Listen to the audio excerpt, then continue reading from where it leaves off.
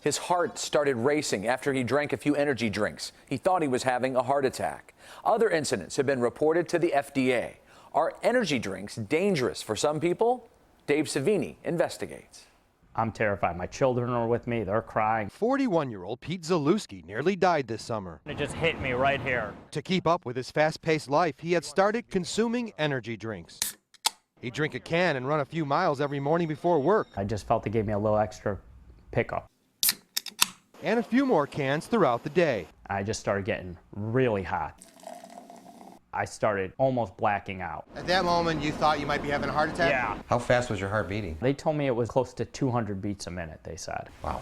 The two investigators obtained FDA records showing 107 reports of adverse reactions nationwide in the last 2.5 years, including 44 reported heart problems and 9 deaths.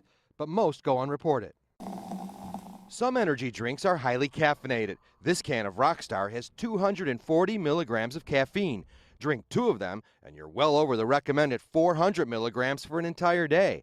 This one can of Bang has 300 milligrams. What we've said to the Food and Drug Administration is give us some standards to live by. If this is really pumping in high volumes of caffeine that could threaten a person's health or their life, we should know it. Senator Dick Durbin also wants more restrictions on marketing. We don't want kids to have their health endangered or to lose their lives over these high energy drinks. And he wants the FDA to investigate how all the other chemicals mixed in with caffeine react. So our goal was to really look at what's the difference between an energy drink versus just caffeine alone. A recent Air Force study found both drinks raised blood pressure. It stayed up for 4 hours in the caffeine drink group compared to 6 hours in the energy drink group. Chronic increases will put you at higher risk for developing cardiovascular disease, higher risk for developing kidney damage. So do you think there should be some regulations? I do. Loyola cardiologist Dr. Peter Santucci says children and people with heart problems are at greatest risk, and better labeling is a must. Do we know enough about how all those ingredients work together?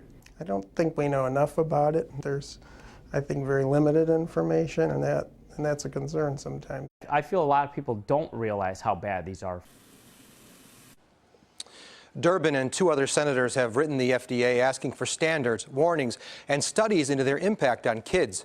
We contacted the American Beverage Association, which represents 90% of energy drink makers.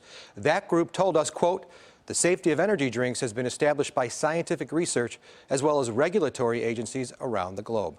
Rob and Erica. And still waiting to see if the FDA will do anything about this. They haven't responded to him yet. Okay, Dave, thanks.